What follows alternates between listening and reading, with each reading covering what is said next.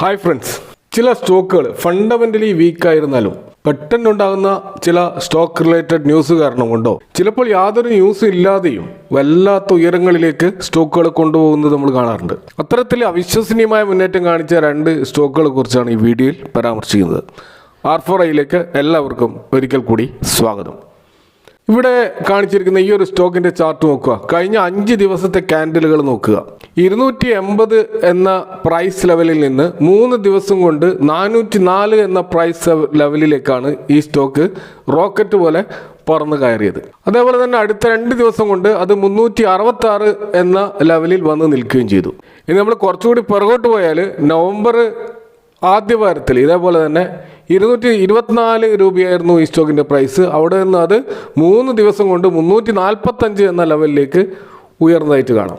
പിന്നീട് അത് 272 തിരിച്ചു വന്നതായിട്ട് നമുക്ക് കാണാൻ കഴിയും. അപ്പോൾ ഈ ഒരു സ്റ്റോക്കിൽ പ്രൈസിൽ കിടക്കുന്ന ഈ ഒരു വമ്പിച്ച ഈ ഒരു സ്വിങ് അതെന്തുകൊണ്ടാണ് എന്ന് നമ്മൾ നോക്കുമ്പോൾ നമുക്ക് മനസ്സിലാക്കാൻ കഴിയുന്നത് ഇതിൻ്റെ ഷെയർ ഹോൾഡിംഗ് പാറ്റേൺ ആണ്.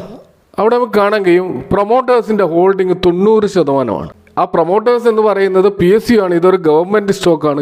ഗവൺമെൻറ്റിൻ്റെ ഹോൾഡിംഗ് ആണ് 90%. ഇത് കൂടാതെ തന്നെ ഗവൺമെൻറ്റിൻ്റെ വേറൊരു ഹോൾഡിംഗ് 7.90 നമുക്കിവിടെ കാണാൻ കഴിയും. അപ്പോൾ അതിൻ്റെ അർത്ഥം 98% ഹോൾഡ് ചെയ്യുന്നത് പ്രൊമോട്ടേഴ്സ് തന്നെ.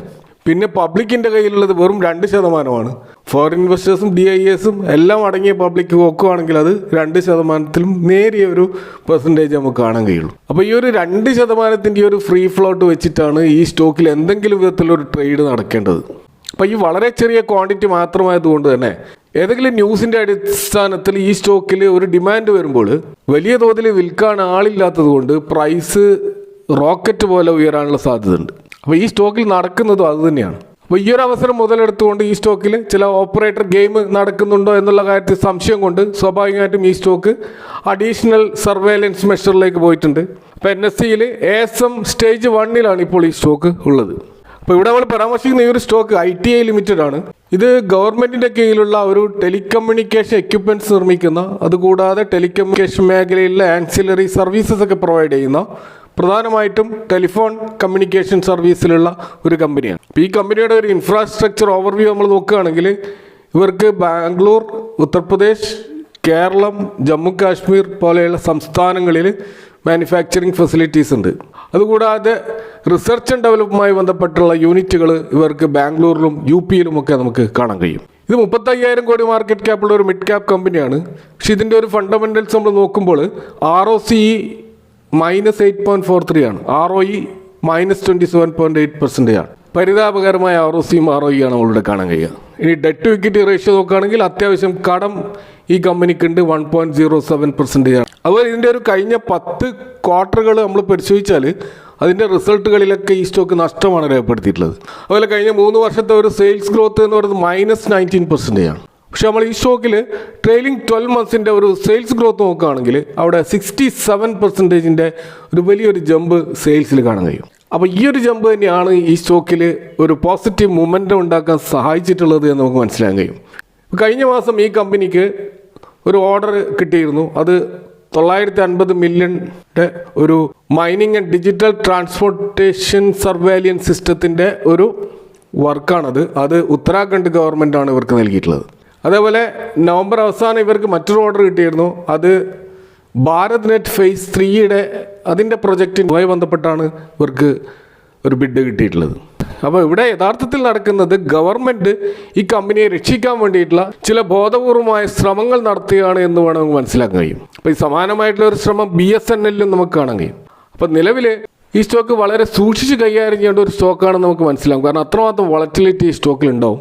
ലോങ് ടേം എൻട്രിക്ക് ഈ സ്റ്റോക്ക് ഇപ്പോൾ അനുയോജ്യമാണെന്ന് തോന്നില്ല. കാരണം അതിൻ്റെ ഒരു ക്വാർട്ടർ, ഏതെങ്കിലും ഒരു ക്വാർട്ടറെങ്കിലും വരാൻ പോകുന്ന ലാഭത്തിൽ വന്നാലേ നമുക്ക് അത്തരം ഒരു കാര്യം ഈ സ്റ്റോക്കിൽ ചിന്തിക്കാൻ കഴിയുള്ളൂ. എന്നാൽ ഇപ്പോൾ ഈ സ്റ്റോക്കിലെ സ്വിംഗ് ഓപ്പർച്യൂണിറ്റി നമുക്ക് കാണാൻ കഴിയും. പക്ഷേ അവിടെ നമ്മൾ ശ്രദ്ധിക്കേണ്ടത് അതിൻ്റെ ടെക്നിക്കൽ അനാലിസിസ് നടത്തിക്കൊണ്ട് കൃത്യമായ ഒരു സപ്പോർട്ട് ലെവലിൽ മാത്രം എൻട്രി എടുത്തിട്ട് അതിൻ്റെ കൃത്യമായിട്ട് എക്സിറ്റും പ്ലാൻ ചെയ്ത് അതുപോലെ കൃത്യമായ സ്റ്റോപ്പ് ലോസ് ഒക്കെ പ്ലാൻ ചെയ്തുകൊണ്ടുള്ള ഒരു ട്രേഡ് സെറ്റപ്പിൽ മാത്രമേ ഇതിൽ ഒരു സ്വിംഗ് ട്രേഡ് പോലും നടത്താൻ പാടുള്ളൂ. അപ്പോൾ ഇതാണ് ഈ ഒരു സ്റ്റോക്കുമായിട്ട് ബന്ധപ്പെട്ട് പറയാനുള്ളത്. ഇതേപോലെ പറന്നുപോയ മറ്റൊരു സ്റ്റോക്കിൻ്റെ ചാർട്ട് നമ്മൾ നോക്കുക. 3 ദിവസം കൊണ്ട് 190 എന്ന ലെവലിൽ നിന്നും ഈ സ്റ്റോക്ക് പോയിട്ടുള്ളത് അതിൻ്റെ ഓൾ ടൈം ഹൈ ആയിട്ട് 260 വരെയാണ്. 3 ദിവസം കൊണ്ടാണ് ഇത് സംഭവിച്ചത്. അപ്പോൾ ഫണ്ടമെൻ്റലി വീക്കായ ഈ ഒരു സ്റ്റോക്കിലും എന്താണ് സംഭവിക്കുന്നത് നമ്മൾ നോക്കാം. ഇപ്പോൾ മാർക്കറ്റ് ക്യാപ്പ് 5638 കോടിയുള്ള ഒരു സ്മോൾ ക്യാപ്പ് കമ്പനിയാണിത്. ഇതിൻ്റെ ROCE 3.72ഉം ROE 1.62ആണ്.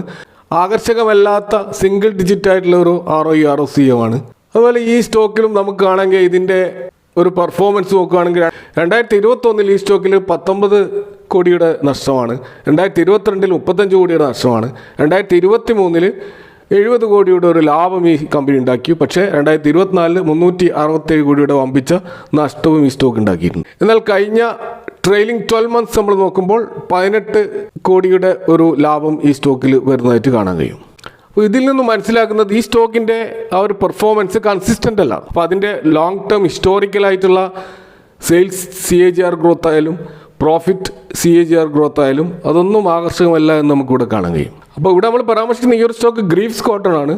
ഇത് പ്രധാനമായിട്ടും എൻജിൻ നിർമ്മാതാക്കളാണ്. പ്രത്യേകിച്ച് പവർ ടില്ലേഴ്സിൻ്റെ എൻജിൻസ്, അതുപോലെ അതിൻ്റെ സ്പെയർസ്, ഇലക്ട്രിക് വെഹിക്കിൾസിൻ്റെ ഇൻഫ്രാസ്ട്രക്ചർ എക്യുപ്മെൻറ്റ്സുകൾ ഒക്കെ നിർമ്മിക്കുന്ന ഒരു കമ്പനിയാണ് ഗ്രീവ്സ് കോട്ടൺ. അപ്പോൾ ഈ സ്റ്റോക്കിൽ ഇപ്പോൾ ലേറ്റസ്റ്റുമായിട്ട് വന്നിട്ടുള്ളൊരു ഡെവലപ്മെൻറ്റ് എന്താണെന്ന് വെച്ചാൽ ഏസ് ഇൻവെസ്റ്ററായിട്ടുള്ള വിജയ് കേഡിയ അദ്ദേഹം 12 ലക്ഷത്തോളം ഷെയറുകൾ ഗ്രീവ്സ് കോട്ടണിൽ ഒരു ബ്ലോക്ക് ഡീലിലൂടെ സ്വന്തമാക്കുകയുണ്ടായി. അതായത് അത് മൊത്തം ഗ്രീവ്സ് കോട്ടൻ്റെ ഷെയർ ഹോൾഡിങ്ങിൻ്റെ 0.52% വിജയ് കേഡിയ സ്വന്തമാക്കിയത്. അപ്പോൾ ഇത് ഏകദേശം 25 കോടി വാല്യൂ വരുന്ന ഒരു ഇൻവെസ്റ്റ്മെൻ്റ് ആണ്. അപ്പോൾ 208 രൂപ റേഞ്ചിലാണ് ഈ സ്റ്റോക്ക് അദ്ദേഹം വാങ്ങിച്ചു കൂട്ടിയത്. ഇതുകൂടാതെ പല ഫണ്ട് ഹൗസുകളും, ഇപ്പോൾ സുന്ദരം അസറ്റ് മാനേജ്മെൻറ്റ് കമ്പനി, അതുപോലെ Motilal Oswald asset management company തുടങ്ങിയ DIAസും ഈ സ്റ്റോക്കിൽ എൻട്രി എടുത്തതായിട്ട് നമുക്ക് കാണാൻ കഴിയും. അപ്പോൾ ഇങ്ങനെയുള്ള വലിയ വലിയ ഇൻവെസ്റ്റേഴ്സ് ഈ സ്റ്റോക്കിലേക്ക് വരാനുള്ള കാരണമായിട്ട് തോന്നുന്നത് ഈ ഗ്രീവ്സ് കോട്ടൻ്റെ ബോർഡ് കഴിഞ്ഞ ദിവസം ഇനീഷ്യൽ പബ്ലിക് ഓഫർ, അതായത് ഇവരുടെ ഗ്രീവ്സ് ഇലക്ട്രിക് മൊബിലിറ്റി ലിമിറ്റഡിനെ മാർക്കറ്റിൽ ഡിമേർജ് ചെയ്ത് ലിസ്റ്റ് ചെയ്യാൻ വേണ്ടിയിട്ട് അവർ അംഗീകാരം കൊടുത്തിരിക്കുകയാണ്. അപ്പോൾ ഈ ഒരു ഡിസിഷൻ ഈ ഡിസംബർ 1-ാം തീയതിയാണ് ഈ ബോർഡ് ഓഫ് ഡയറക്ടേഴ്സ് അപ്രൂവൽ കൊടുത്തിട്ടുള്ളത്. അപ്പോൾ ഇത് ഇനി ഗ്രീവ്സ് ഇലക്ട്രിക് മൊബിലിറ്റി ലിമിറ്റഡിൻ്റെ ഷെയർ ഹോൾഡേഴ്സിൻ്റെ ഒരു അപ്രൂവൽ കൂടി കിട്ടിക്കഴിഞ്ഞാൽ ഇതിൻ്റെ IPO മാർക്കറ്റിലേക്ക് വരും എന്നാണ് അനൗൺസ് ചെയ്യപ്പെട്ടിരിക്കുന്നത്. അപ്പോൾ IPOയുടെ സൈസ് എന്താണ്, അതിൻ്റെ പ്രൈസ് ബാൻഡ് എന്താണ് തുടങ്ങിയ കാര്യങ്ങളൊന്നും വന്നിട്ടില്ല. അതൊക്കെ എല്ലാ വിധത്തിലുള്ള ഇത്തരത്തിലുള്ള അപ്രൂവലും വാങ്ങിയതിന് ശേഷമായിരിക്കും മാർക്കറ്റിലേക്ക് വരിക. പക്ഷേ ആ ഒരു പ്രതീക്ഷയുടെ അടിസ്ഥാനത്തിലാണ് ഈ സ്റ്റോക്കിൽ വലിയ വലിയ ഇൻവെസ്റ്റേഴ്സ് ഇപ്പോൾ കയറി കൂടിയിട്ടുള്ളതെന്ന് നമുക്ക് മനസ്സിലാക്കാൻ കഴിയും. അപ്പോൾ കേന്ദ്ര ഗവൺമെൻറ്റിൻ്റെ ഹെവി ഇൻഡസ്ട്രീസ് മിനിസ്ട്രിയുടെ കീഴിലുള്ള ഈ ഇലക്ട്രിക് മൊബിലിറ്റി കമ്പനികളെ പ്രോത്സാഹിപ്പിക്കുന്ന ആ ഒരു സ്കീമിൽ ഇവരെ ഉൾപ്പെടുത്തിയിരുന്നു. സെപ്റ്റംബർ മാസത്തിൽ നമുക്ക് ആ ഒരു ഡീറ്റെയിൽസിൽ നമുക്കത് കാണാൻ കഴിയും. അപ്പോൾ ഈ ഒരു സ്കീമിൽ ഇവരുടെ ഈ ഒരു ഇലക്ട്രിക് മൊബിലിറ്റി ബിസിനസ്സിനെ ഉൾപ്പെടുത്തിയത് കൊണ്ട് തന്നെ വലിയ തോതിലുള്ള ഗവൺമെൻറ് സപ്പോർട്ട് ഇവർക്ക് കിട്ടാനുള്ള സാധ്യത കൂടി ഉണ്ട്. അപ്പോൾ നമുക്കറിയാം EV സെഗ്മെൻറ്റിലേക്ക് ഏതൊരു സ്റ്റോക്കും കാലെടുത്ത് വെക്കുമ്പോൾ ഇൻവെസ്റ്റേഴ്സിൻ്റെ സ്വപ്നങ്ങൾ അത് വാനോളം ഉയരുന്നത് പല സ്റ്റോക്കുകളിൽ നമ്മൾ കണ്ടിട്ടുണ്ട്. അതുതന്നെയാണ് ഇവിടെയും നടക്കുന്നത്. ഈ സ്റ്റോക്കും ASM ലിസ്റ്റിലേക്ക് പോയിട്ടുണ്ട്. കാരണം ഇവിടെയും മാനിപ്പുലേഷൻ്റെ സാധ്യതകൾ കൂടുതലാണ്. അപ്പോൾ ഹൈ വോളറ്റിലിറ്റി ഈ സ്റ്റോക്കിലും നടക്കുന്നുണ്ട് എന്നാണ് അതിൽ നമ്മൾ മനസ്സിലാക്കാൻ കഴിയുന്നത്. അപ്പോൾ നിലവിലും ഈ സ്റ്റോക്കിലും ഒരു സ്വിംഗ് ട്രേഡ് ഓപ്പർച്യൂണിറ്റി മാത്രമാണ് കാണാൻ കഴിയുക.